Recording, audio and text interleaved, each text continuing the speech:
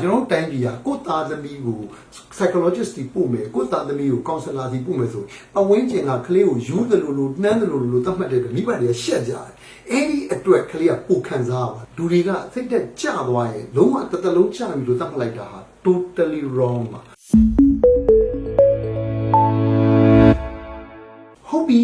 ဒါဆိုရင်ကျွန်တော်တို့ကဒီလိုမဖြစ်အောင်ကလေးတွေကိုဘယ်လိုပြုစုဆောက်ရှောက်မလဲဆိုတဲ့မိကုံးပေါ်လာတာပေါ့အဲ့တော့ပြုစုဆောက်ရှောက်တာကတော့မိဘနဲ့ဆရာဆရာမတွေဟာကလေးမှာဘာတွေပြောင်းလဲလာလဲဆိုတော့ဂရုစိုက်ရမှာပဲဖြစ်ပါတယ်။အဲ့ဒါကလေးရဲ့ပြောင်းလဲမှုမိဘလည်းသတိမထားမိဘူးဆရာဆရာမလည်းသတိမထားမိဘူးဆိုအဲ့ကလေးကပို့ပြီးတော့မြန်ဆန်ဆန် depression ဖြစ်မယ် stress တွေပြီးပြီးတော့မလိုလားအပ်တဲ့ပြဿနာတွေကြုံတွေ့ရတတ်ပါတယ်။နောက်တစ်ခုကတော့စိတ်ကျန်းမာရေးအထောက်အကူပြုတာပေါ့နော် psychologist တွေ counselor တွေထံမှာပံ့ပိုးရပါတယ်။ပြဿနာကျွန်တော်တိုင်းပြည်ကကိုသားသမီးကို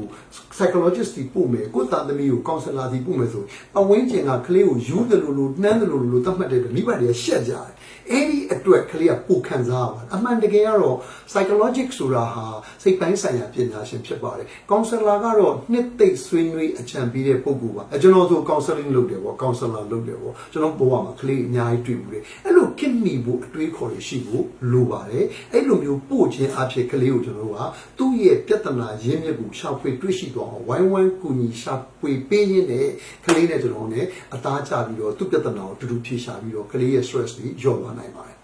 နောက်တစ်ချက်ကတော့ကျွန်တော်တို့သူ့ကိုဆွေးနွေးပေးတာဖြစ်ပါတယ်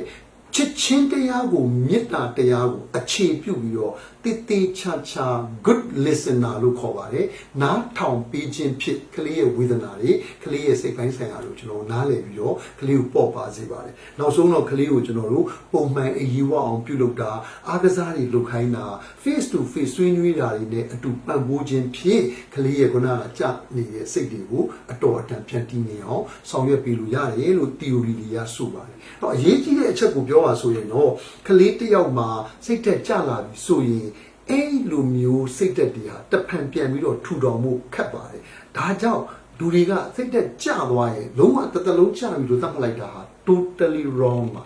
လုံးဝမှားပါတယ်အဲ့တော့တတိပြုပြီးတော့နားထောင်ပေးတာမျိုးပံ့ပိုးပေးတာမျိုးကိုပြန်လဲထူထောင်သင့်ပါတယ်အဲ့တော့ဆရာကြီးမိဘတွေအဖိုးအဖွားတွေကဘေးနားကနေဝိုင်းဝန်းပြီးတော့ပံ့ပိုးသင့်ပါတယ်လိုအပ်တာတဲ့အခါမှာစိတ်ကျန်းမာရေးလမ်းညွှန်ဖို့အတွက်ကလေးတွေကိုစာအုပ်စာပြီးပြဖတ်တာစိတ်ပိုင်းဆိုင်ရာစာအုပ်ဒီလိုဟာမျိုးတွေကဖြစ်တတ်တယ်ဒီလိုဟာမျိုးတွေကကိုတယောက်တည်းကြုံနေရတာမဟုတ်ဘူးအတော်များများသောကလေးတွေလည်းကြုံရတယ်ဆိုတာမျိုးကိုသူ့စိတ်ထဲမှာသိသွားပြီးဆိုရင်ငါဟာပုံမှန်ပဲဆိုတာသိရင်လည်းထိုက်တဲ့ stress တွေထိုက်တဲ့ depression တွေဟာရော့ကျသွားနိုင်တယ်လို့ကျွန်တော်ကအကြံပေးချင်ပါတယ်ကျေးဇူးအများကြီးတင်ပါတယ်ကျွန်တော်နာမည်ညီညီပါ